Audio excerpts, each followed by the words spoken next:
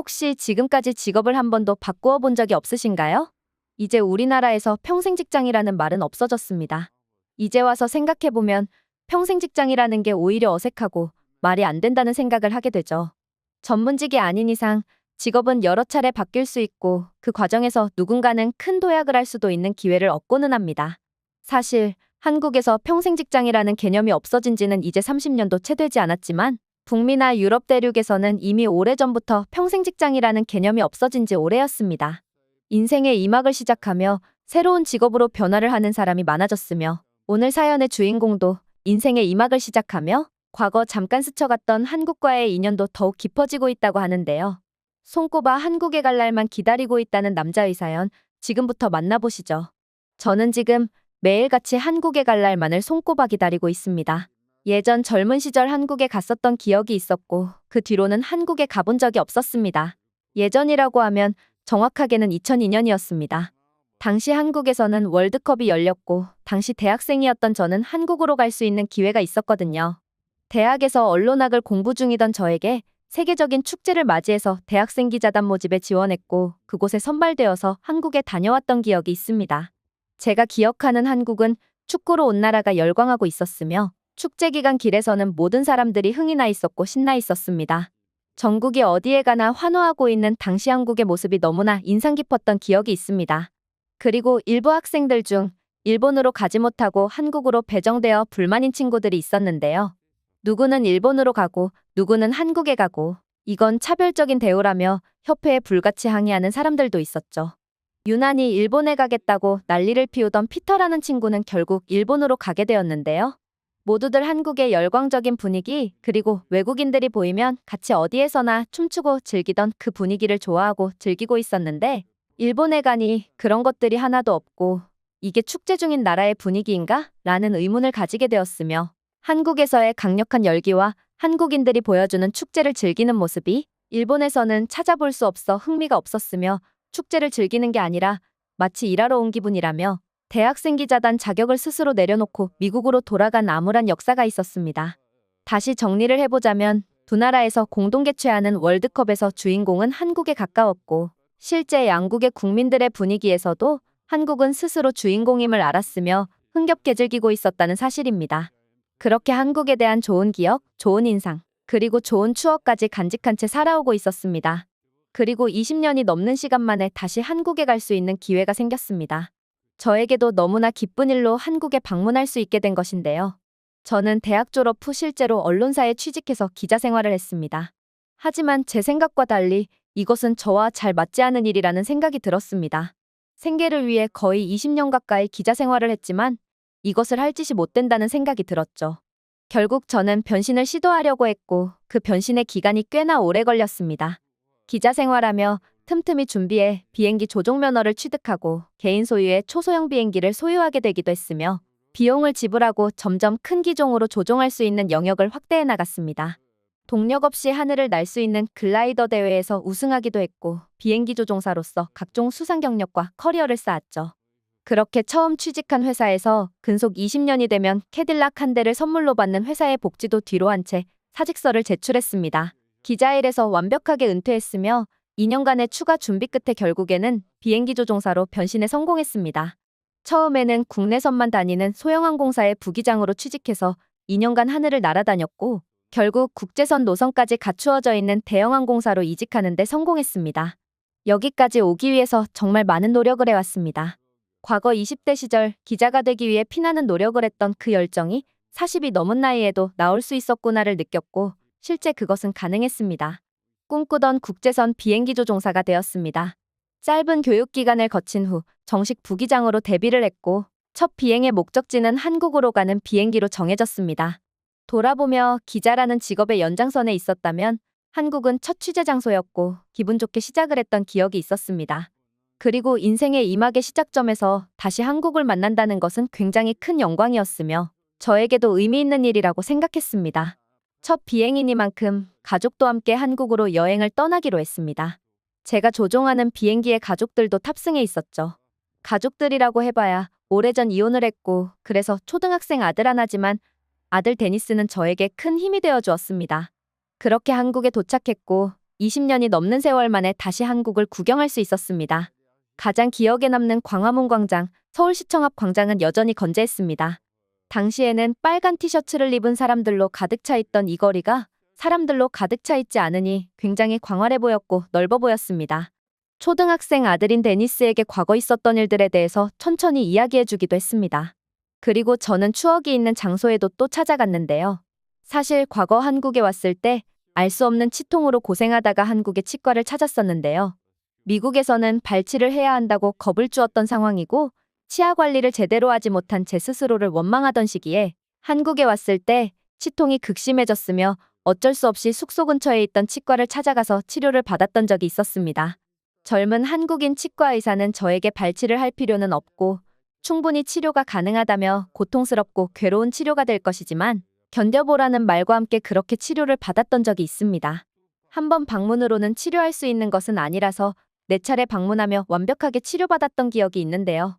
한국의 월드컵 기간과 제 치과 치료는 동시대를 같이 했습니다. 한국과 그런 인연이 있었던 것이고 과거를 추억 삼아 그 치과로 다시 찾아가 봤습니다. 유명 호텔 바로 앞에 있는 치과는 여전히 그 자리에 있더군요. 그리고 초등학생 아들의 구강검진을 받겠다는 핑계로 그곳에 방문했죠. 병원의 간호사분들은 매우 친절한 미소를 보여주었으며 아들 데니스의 검진을 도와주었죠. 그리고 조금씩 보이는 의사 선생님의 모습에서 옛날 나를 치료해 주었던 그 의사 선생님이라는 것을 눈치챌 수 있었습니다. 세월이 한참 지나서 다시 찾아간 한국이 치과에서 나이는 들었지만 낯이 익은 얼굴을 보니 여러 가지 생각이 교차했습니다. 과거의 기억도 있었고 벌써 시간이 이렇게 흘렀구나라는 여러 가지 복잡한 생각이죠. 종종 살아오며 그런 시간의 흐름을 문득 느낄 때가 있는데 그날도 그러했습니다. 치과 선생님이 간호사들과 말하기 위해 잠시 진료실 밖을 나오셨고 그가 맞다는 확신이 들었습니다. 조심스럽게 그에게 다가가 혹시 나를 기억하냐고 물었습니다. 그 선생님은 잠시 놀라더니 저를 한 번에 알아보셨고 웃으며 가벼운 포옹을 했습니다. 나를 기억해 줄 것이라고 생각하지는 못했는데 당시 본인도 첫 개업을 하고 처음 받아보는 외국인 손님이어서 저를 기억하고 있다고 하더군요. 한국에서의 이런 재회 그리고 사소한 기억을 함께 공유하는 사람이 있다는 것은 굉장히 기분 좋은 일이었습니다. 의사 선생님께서는 저보고도 검진을 하고 가라며 말씀하시며 저를 데리고 진료의자에 앉히셨죠. 여기저기 검진을 받았고 충치 치료를 해야 될 게 있다는 이야기를 들었으며 오늘 당장 치료받고 가라는 이야기도 하시더군요. 물론 제 경험상으로도 그렇고 많이 알려져 있기를 한국 치과에서는 저렴한 비용으로 질 높은 치과 치료를 받을 수 있는 사실을 알고 있었지만 제게는 시간이 많지 않았고 다음 한국 비행 때 방문하면 꼭 오겠노라 약속만 하고 돌아가야만 했습니다. 그리고 그동안 그 병원의 간호사분께서 데니스를 돌봐주고 계셨고 그 또한 감사했죠. 한국에서의 짧았던 체류 기간이지만 기분 좋은 경험이었습니다. 데니스는 한국의 간호사 선생님이 친절하고 잘 대해주셨다며 한국에는 또 언제 가냐는 이야기를 할 정도로 치과에서는 저와 아들에게 친절하게 대해주었으며 이때까지만 해도 대수롭지 않게 생각했습니다. 그렇게 저는 파일럿이라는 새로운 인생을 즐기며 살고 있었고 약속대로 다음 한국에 도착했을 때 치과 치료를 위해 다시 그 병원에 방문했습니다. 간호사님께서는 데니스가 같이 오지 않은 것에 대해서 아쉬워하셨고 저는 깔끔하게 치료를 받을 수 있었으며 한국에서 남은 시간 그 치과 의사 선생님과 사석에서 만나며 친분을 쌓으며 친구가 되었습니다. 다음 한국 방문 때는 치료 목적이 아니라 친구로서 이 의사 선생님을 만나러 올 것을 약속했죠. 그리고 한 가지 재미난 사실도 알게 되었습니다. 간호사 선생님이 데니스를 아주 이뻐하셨던 것 같다며 이번에도 데니스가 같이 오는 줄 알고 선물을 준비해놨다고 하셨더군요. 병원을 나오며 작은 선물을 받기는 했는데 그게 데니스를 위한 것이었다는 것을 이제서야 알게 되었네요. 언어가 조금 통하지 않았으니 이게 무슨 선물인가 했더니 알고 보니 데니스를 위한 것이었죠. 그렇게 미국으로 돌아왔고 데니스에게 선물을 주기 위해 그 선물 꾸러미를 살펴봤습니다. 그런데 아무리 생각해봐도 얇은 포장지 안에 쌓여있는 물건이 아이에게 줄 만한 장난감이라던가 아이를 위한 용품 같아 보이지는 않았다는 생각이 들었습니다. 혹시나 하는 생각으로 그 선물 포장지를 뜯어봤습니다.